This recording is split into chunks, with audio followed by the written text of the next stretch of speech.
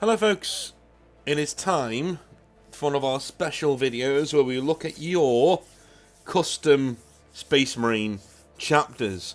Next time we do one of these videos, I will be talking about a rogue trader grouping or dynasty and an Eldar craft world that somebody has made. So, if you have anything non-Imperium or non-Space Marine to give to me, next week is the time to do that, because I will do a video on those next week. This is where we showcase your writings, your stylings, your imaginatory musings to me, and we get your work out there so people can have a little read of it, and maybe they can get inspired to write their own lore based in the 41st millennium and beyond. So, this is the last of our current Space Marine chapter sets. Let's get into it, shall we, with the Crimson Hammers. Now, if you send me some of your own work and it has pictures in it, please make sure they're in one document. I will give you a sneak preview of our next chapter. It is this one. And if you see what he's done here, he's given me it in one document, which is great, right? Fantastic. In a PDF. At the bottom, he has all of his lovely pictures. This is the kind of thing I want to be reading. If you're sending me pictures, it should be like this, right? Put it in a PDF document with your words at the front and your pictures dotted in or around it. That would be immaculate. That would be amazing. It means less work for me because I'm incredibly lazy. And I don't really want to have to, take all of your pictures and start like trimming them down to fit in the screen and all this other nonsense. You know what I mean? I want to just sit here and read and get immersed in the worlds that you make. You know? It is what it is. Let's get started then. Crimson Hammers. Take a quick sip of tea before I begin. Alright. I don't read out names, by the way. You just know, if you want to give some feedback in the comment section down below, just tell me what chapter you're talking about and what feedback you have to give. That means that not only are people getting their work out there, that they're also getting some relative feedback for their work, which is great. They'll also get some from me as well, of course. So, the Crimson Hammer chapter. The Crimson Hammers are a successor chapter of the Ultramarines, dating back to the Cursed founding.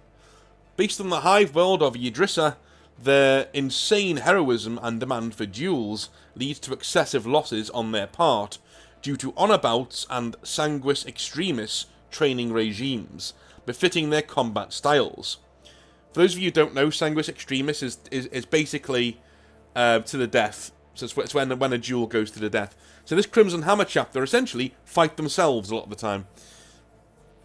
Members of the Inquisition have investigated the chapter previously due to their insane lust for war and willingness to sacrifice all to achieve victory. Yet only the chapter master and honoured Contemptor Dreadnought Invictus know the truth behind this flaw within their normally stoic demeanour. On the planet they call home, the Crimson Hammers are revered as warriors without equals, soldiers and heroes with honour and duty as their primary watchwords. When a brother is lost to the enemy, the Imperium is denied a hero of 100 battles. However, within each warrior is a secret they never wish to acknowledge, something that pollutes their very soul and the soul of their chapter. Many theories have existed behind their secret flaw: genetic abnormality, misguided gene splicing by heretical tech priests, or warp-based malady. No one answer is truly known. The truth is known only by the highest echelons of the chapter. Whatever the rumour, the symptoms are always the same. Those born with the gifts of the warp inducted into the chapter almost always suffer from some form of physical mutation.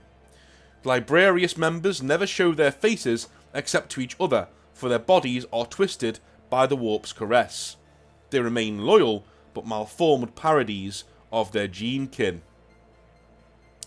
The curse stems from the chapter's inception, and the three foremost authorities at its genesis, a trio of brothers. All joined the Primogenitor chapter at the same time, despite the eldest being too old for novitiate training. The Ultramarines, their parent chapter, accepted all three, despite the eldest being several years older than his two youngest siblings.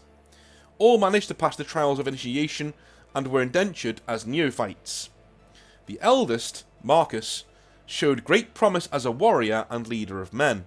Martial discipline, leadership, and deftness in close quarters combat made him an effective line officer.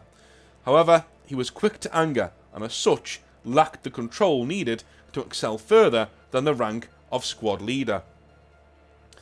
Antonius, on the other hand, was stoic, always calm even in the most dire of situations, but ruthless in execution. He led through the righteousness of his actions, and through such acts of heroism made him suitable for a position within the chaplaincy. The third, and a balance of the two, was Nathaniel. He had the capacity for greatness, the desire and strength to lead, humility in accepting defeat, but able to adapt at lightning pace. He quickly rose through the ranks, even if his elder sibling was the greater duelist. The resentment Marcus felt towards his brother's advancement, though, through lieutenant, then to captain, irked him for years. The senior members of the chapter kept the kin together, with Nathaniel in charge of 3rd Company at the end of his service. Just coming away from that a little bit, this is something you don't often see in Space Marine chapters, and it's something that I'd like to see more, and that's familial ties. You know, the Games Workshop like to tell us, well, they're all battle brothers, you know, and like, yeah, but what if they're actually brothers? Isn't that more interesting? I mean, Ahriman had a brother in the Legion, right? I don't know. Thought to fight alongside each other, the three fought as a trio, all complementing the other two. They believed they would fight and die in glorious battle, and served for 1,000 years. However, one fateful battle against Chaos forces, led by a despotic warlord known as Madrigar the Anointed, changed their fates forever. During one surprise assault, Marcus and his squad were found out of position and in danger of being outflanked and encircled. With support too far away, only an orbital bombardment of his position could stop the traitors' advance. Marcus, after protestations from his captain and chaplain Antonius, requested the bombardment. Captain Nathaniel agreed, issuing the order. It would lead to his demise, and that the forces of chaos, so they were led to believe. With the help of a coterie of psychers, however, Madrigar himself, a potent psyker in his own right, deflected the blast, costing several of his kin to bolster his own incredible talents. Marcus was cast aside, almost annihilated, only the envelope of the psychic shield saving his soul. Madrigar, finding the body of Marcus, decided to use his near-dead enemy and gene seed after witnessing him in battle. He would be remade, forged anew, and warped into a horrific alternate form. He sensed resentment within the Ultramarine, using the insane sciences at his disposal, courtesy of a favour from the heretical Fabius Bile. Marcus was reborn as Lord Malus. Madrigar also found what made Marcus such a superlative warrior born. He was a latent psyker, using a crude form of prescience to predict the attacks of his opponents. He corrupted the talents of the sergeant and transformed him into his second-in-command, his equerry and lord of executions. That's cool. I like this.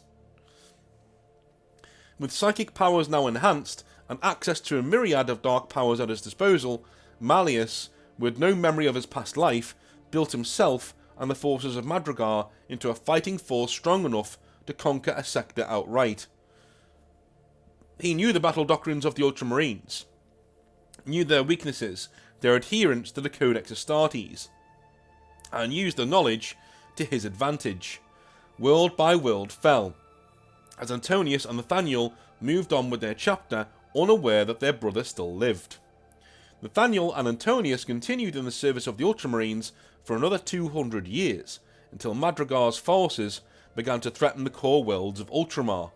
Along with 5th and 8th Company, Nathaniel was placed in command of the fleet and ordered to eliminate the threat at all costs. Initial gains proved fruitless, as the enemy began to counteract their strategic deployments, causing untold losses to Imperial Army detachments and the Astartes squads bound to them. An entire demi-company was lost to Lord Madrigal and his second-in-command, known only to intelligence as Malleus. However, in his growth in power and stature, Malleus had begun to disregard orders for his own personal gain, seeking more power as the four Chaos Gods began to favour the ascendant Malleus. He sought more and more power, and looked for ways to eliminate his commander. However, Madrigal was far too powerful, so Malleus sought alternative means of engagement. The fleet engagement above Tarsis Ultra was a deadly gamble by Madrigal. He had committed half of his reserves to the battle in orbit, but without the aid of Malleus's flanking raiding party, as was initially agreed, it went from a lightning-speed victory to a full-scale battle that drew in countless support from both sides. Neither side could afford to face such losses that they incurred, as Malleus took his fleet to a recently discovered abandoned star fort at the edge of the Ghoul Stars. Whispers in the Warp had spoken of a weapon of untapped power and potential that Malleus required to usurp that now out of favour Madrigal. He, along with a specialist warband of psychically enhanced Chosen, discovered an unaligned Word-Bearer's fleet and attacked it. Boarding the flagship, after eviscerating the crew, he found what the traitors had hidden. It was a copy of the Book of Lorgar, one of the fabled copies produced for the Primarchs. They revered the tome for its mastery in pain and the works inside. Malleus knew the power of the word since his ascension and knew the book had the potential to give him what he wanted. He did not know who had killed him originally, for he was aware this was not his original form. He believed he was a simple space marine, plucked away at the moment of death. Yet he could not understand his affinity for the Ultramarines, the Third Company, or his enmity for their commanders. Using the book, he discovered his missing memories, and taking advantage of a battle on the planet's surface, Idrisa murdered the one who had denied him his rightful death, Madrigal. Sacrificing his former commander, he ascended to near Demonhood, engorged on the power of the warp, and he drove the Ultramarines back, forcing them off the planet, and claiming it for Chaos Undivided. Beaten but not defeated, Nathaniel led a suicidal charge. Taking a break there, you missed out a bit there, so he's gone from getting the Book of Lorgar to immediately winning the fight of his life against Madrigal. Maybe tell us what happened there. How did he tactically outdo Madrigal? You know what I mean? You've told us he was too powerful. Well, how is he now using his newfangled powers to overwhelm Madrigal? And how has he taken an Astartes homeworld of all things? That's a hard thing to do. So maybe fill us in what happened in the campaign there. Fill in some blanks. It works as it is.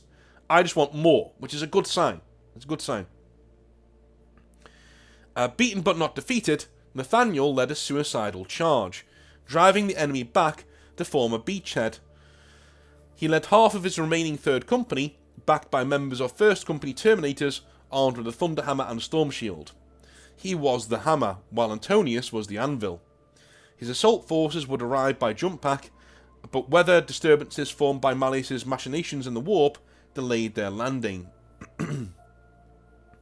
Driving a wedge by Spartan and Land Raider tanks, Nathaniel pushed through, almost to the site of Malleus's command tower. However, the closer they got, the harder the opposition became. Tanks exploded, armour was cleaved, and by the time they reached the aspiring warlord, Nathaniel and a trio of Terminators was all that lived of the assault force. Nathaniel, feeling deep inside Malleus would not turn down a duel, called out the warlord. Malleus, knowing his true identity, toyed with the Ultramarines captain before locking blades and whispering his true name to the captain. Well, that is a big moment. Okay? That is a big moment that Malleus now knows that he used to be called Marcus and he's Nathaniel's brother, right? So that's also a big plot point that you could really stretch out to be really cool. How does Malleus find that out?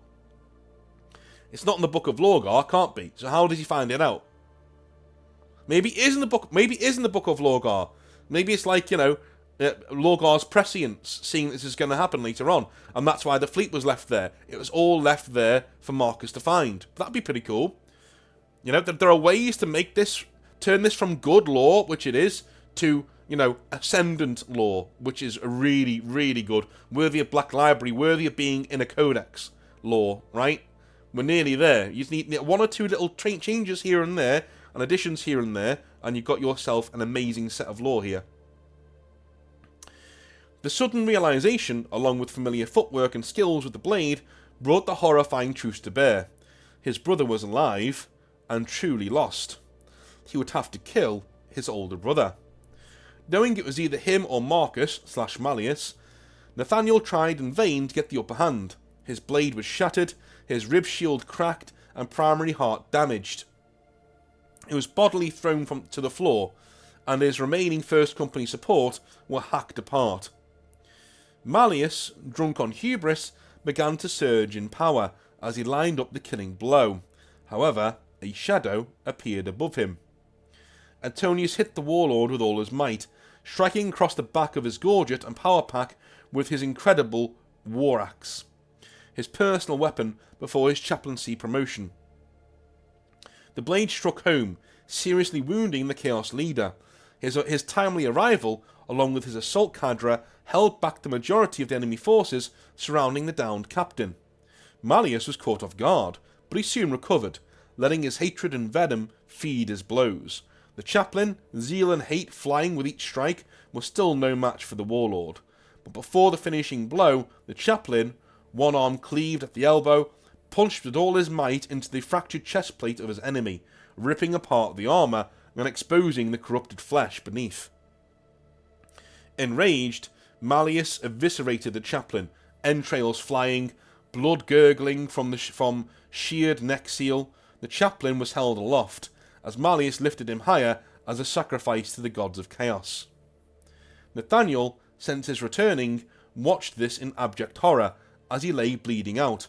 He saw his sword blade broken, but still keen of edge. Noticing the opportunity and the exposed chest, he launched the broken blade like a spear at his foe. The blade ignited with the last of its contained power, parting the rib shield of the enemy, destroying the twin hearts contained therein. Malleus discorporated as his soul was dragged back to the warp. The gods that had fed him dragged his physical form back into their home, to save their champion from a true death, along with the demonic support that surrounded him. The arriving support fought back the foe, giving the mortally wounded brothers a chance to say goodbye. Nathaniel, the least damaged, would be heavily augmented after the battle, but Antonius would be interred into a contemptible dreadnought. He would be named Invictus, but would vow never to share the secret of their true kin Marcus, save the newly formed chapter of the Crimson Hammers. Each chapter master and high chaplain would bear the knowledge of this fate, for when Malleus would eventually arise to take vengeance, they would know the true identity of their foe and attempt to grant him the Emperor's peace long denied to him. That's a brilliant piece of backstory. Well done. That is a brilliant, brilliant piece of backstory. Maybe the best one we've read. That might be the best backstory we've read in terms of a chapter's backstory. With a few changes, that is codex worthy. That's worthy of being in a codex on its own. You know? So, chapter structure. So we're out of lore now, we're into the mechanics of how things work. The chapter would remain mainly codex compliant, except for the lack of Terminator armour. One thing I'd like to know is how do they become a chapter, because they're still Ultramarines at this point, do you know what I mean? The newly minted chapter master long favoured the frontally reinforced Mark III warplate, for that was the warplate he wore in his final battle as the head of 3rd Company. His fabled warplate would be worn by all chapter masters, only repaired when sufficient damage was taken to render it requiring such repairs. Frontal assaults and flanked jump pack assaults were a favoured tactic of the chapter, with the fabled 3rd Company given exclusive access to a full company of assault jump packs and renamed the Vengeance Company.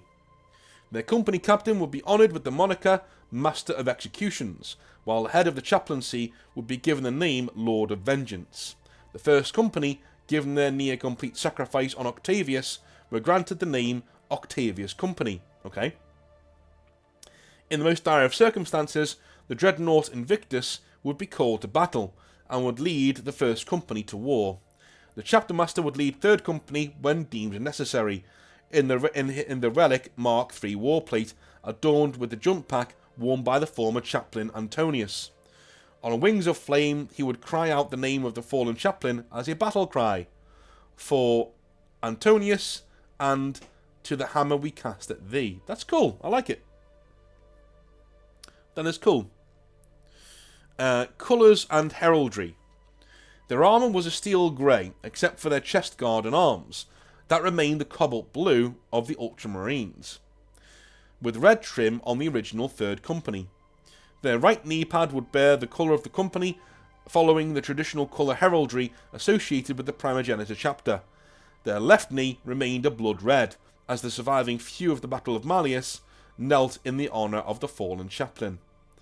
Their chapter insignia was a crimson hammer, diagonally crossed with a white circle on their pauldron. They rarely decorate their armour with honour markings, not believing in honouring duels to the death, for it was well known that the original chapter master refused to share the details of his final battle against Malleus. It bred stoicism relating to such iconography, which grew into martial doctrine within the new chapter. Okay, so fate of the Crimson Hammers. Here we go. So this is the current lore. It's only a small tidbit, but let's have a read of it. So the fate of the Crimson Hammers. Late in Millennium 41, as the Cicatrix Maledictum, the Great Rift, came into being, a vast Chaos fleet formed above their homeworld of Yggdrasil? I don't know. They did not know the name of the demon that led them, but he seemed to know the chapter rather well. His forces fought and countered the Crimson Hammers, seemingly aware of their battle doctrines. The warlord demanded a duel with the chapter master and the one he called Antonius. No Astartes, save for the chapter master, knew the name, but the contempted dreadnought Invictus understood what was happening. Malleus had finally returned.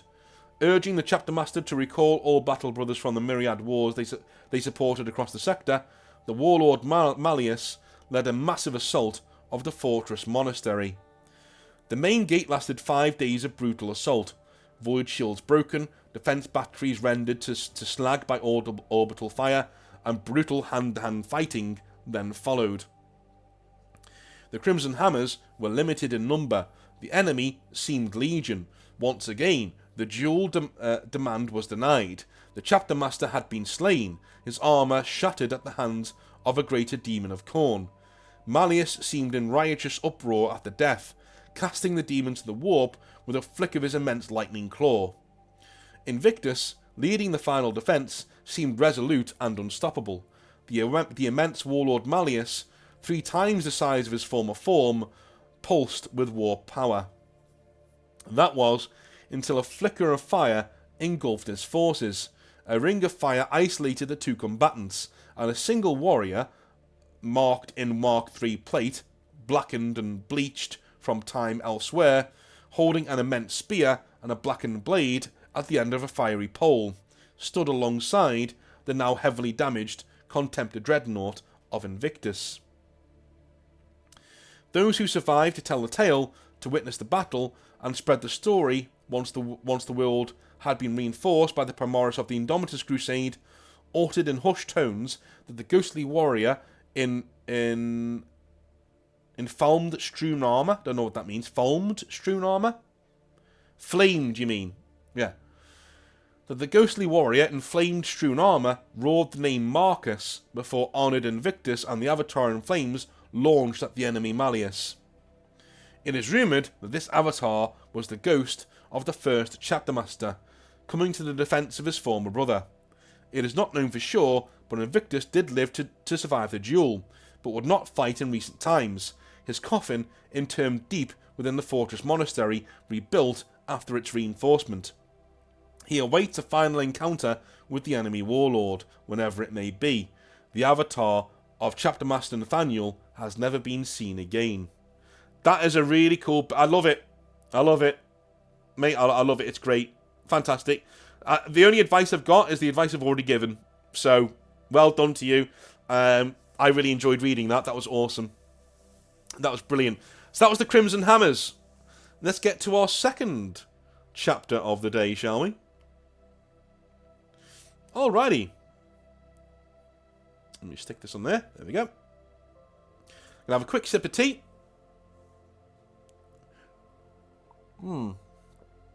These are my... These videos don't get many views, but they are my favourite ones to do. I really love reading lore. Anyway. The Sangral Orgas are who we are reading about now. The Sangral Orgas are the 8th founding successor chapter of the Arisian Shields, a Blood Angel successor formed after the scouring of the Nostramo sector. The Arisian Shields were founded by Anseal Salian, one of the Blood Angel Terminators who teleported onto the Vengeful Spirit with Sanguinius during the Siege of Terror. For their efforts during the heresy and scouring, they were given the honour of founding a chapter. They would earn a reputation of being guardian angels, turning the tides of besieged Imperial forces. In late 401 M34, however, the chapter and its home world of Ilion in the Aegis sector would be devastated by a horrid psychic siege led by the vile Xenos, the Crave. Chapter Master Astanax was out of the system, aiding the Blood Angels when the attack came, leaving the chapter without proper leadership in the initial conflict. When he did return, he found his homeworld slowly succumbing to the grinding siege. The greatest blow of the conflict did not come from any Crave. Instead, it came from the Blood Angels themselves, who never responded to their calls for aid. Their fortress monastery soon became their last bastion, and then their tomb.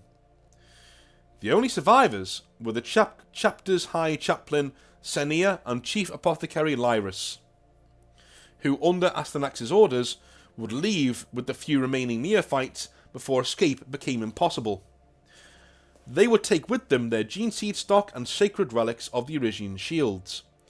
Given the reputation of their parent chapter, the Lords of Terror agreed they would be allowed to rebuild their chapter, out of respect for their fallen brothers and homeworld, as well as shame for surviving its destruction. They would choose a new name and heraldry. This new chapter, however, would never forget the betrayal of the Blood Angels.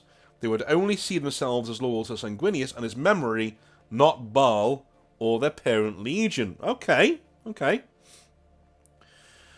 The cruel and destructive psychic weapons and powers of the Crave would leave an indelible mark on the survivors and their gene seed. Shortly after they began to re-establish as a new chapter, it became apparent a flaw had awakened within them. Nearly all of its surviving and new Marines became psychically active. In fact, nearly every Marine since its founding has been found to have differing levels of the gift or curse of foresight of their Primarch. Most see visions involving their own death, which initially was seen as a curse from Sanguinius for not dying with their brothers on Ilion. This grim interpretation would change after finding their new homeworld, where the visions became seen as a gift by Sanguinius, so that the chapter and its brothers would never be caught off guard again like they were on Ilion. They would know their fate, and walk it bravely as he once did. It became ritualized practice for the doomed Marine to paint their helmet black and carry a power spear like their Primarch into their last battle. Their last act would be of devotio, sacrificing themselves in soul and body in exchange for their brothers to claim victory by giving in to the Black Rage. Marines who fell to the Black Rage before their foreseen death are summarily executed, erased from the records, and seen as an ill omen. This is good. Dude, guys, you're so good at writing lore. Like, this is really annoying. Like, you're really good. You're really good. I love this. Only one Marine has failed this sacred ritual. Eurypylus, the Abject Omen, who was fearfully cast out of the Death Watch as punishment for surviving his visions of death 3 times. Oh my god. So they just sent him to the Death Watch. That's hilarious. This guy can't die. He's like, he wants to die heroically. Oh my god. As per chapter tradition, those sent could only return once they had personally slain 40,134 crave in penance. But effectively, this was a sentence to death in shame and exile. The Death Watch became the highest form of punishment for the chapter after its first inductee never returned, not in body, armour, or story. Perceived as the highest insult, it was deemed that no Marine would die unknown and alone, fighting for others for another's cause, unless they had committed high treason. Unknown to the Sangral Orgas, the Abject Omen still lives, now the Watch Commander of Fort Nullifact in the Ultima Segmentum, and he awaits his return. Okay. The newly founded chapter would find its new home in the Golgorad Protectorate on the planet Callistae. A rustic world, dotted with archipelagos and seas. They took the name the Sangral Orgas, in homage to their powers of foresight and new homeworld culture, who sought out omens from the Emperor to guide their faith. That's pretty cool. I like that. The most famous tradition of the chapter is lining the major road leading to its monastery with a panoply of grand pillars. Each one is a trophy of war taken and hewn from every world they have fought on. They are covered with carved details of the deeds and glory won by the chapter during said campaign. The proud and arrogant chapter's approach to war encompasses they make a desert and call it peace. Focusing on devastating assault, they are particularly adept and fond of putting down insurrections and erasing Xenos cultures. All battlefields are to be used as examples of what happens to those who turn from the Emperor's light or stand in the Imperium's way. No quarter or mercy is to be shown, as every trace of their foe's existence is meticulously destroyed, their memory, deeds and monuments consigned to oblivion. When it came to the devastation of Baal, Chapter Master Atis initially savoured, then rejected Dante's call for aid.